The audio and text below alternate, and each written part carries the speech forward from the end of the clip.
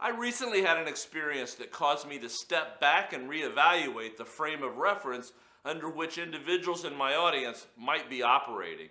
I was doing a critical thinking workshop with a group ranging from proven senior executives to individuals that their leadership team had selected as high potential future leaders.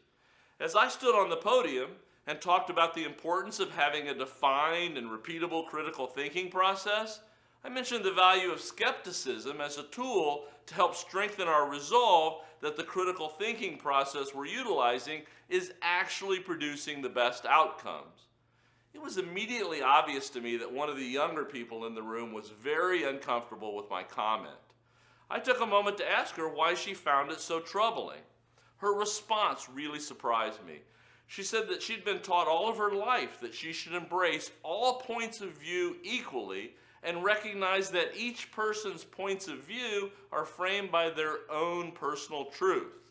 She also said she didn't believe that she could embrace skepticism in any way because she didn't want to be pessimistic. Now, I have to admit, I was a bit taken aback by her perspective. If we're really trying to develop a strong critical thinking process, we don't really have the luxury of embracing all points of view equally.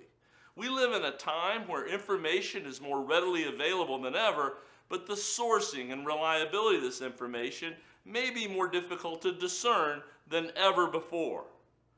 We've focused for so many years on increasing the volume of what's available to us that we may have lost perspective regarding the impact of this information on our day-to-day lives.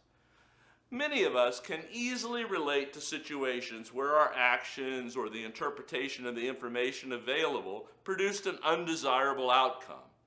Now, who hasn't had the experience of hearing that dreaded question of, "What were you thinking?"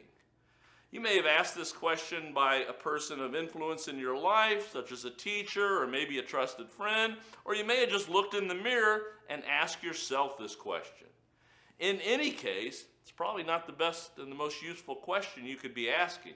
As a society, we'd be doing ourselves a great favor to be more skeptical and spend more time asking the question of how was I thinking rather than that question of what was I thinking. Now, this is a small distinction, but it has profound implications. Developing a stronger and more reliable process for our thinking may be one of the greatest gifts we could ever bestow upon ourselves. There's a tremendous amount of difference between a skeptic, a cynic, and a pessimist. A skeptic is somebody who's reluctant to believe something until it's definitively proven. A cynic is somebody who refuses to believe. And from my perspective, a pessimist is somebody who's just given up on believing.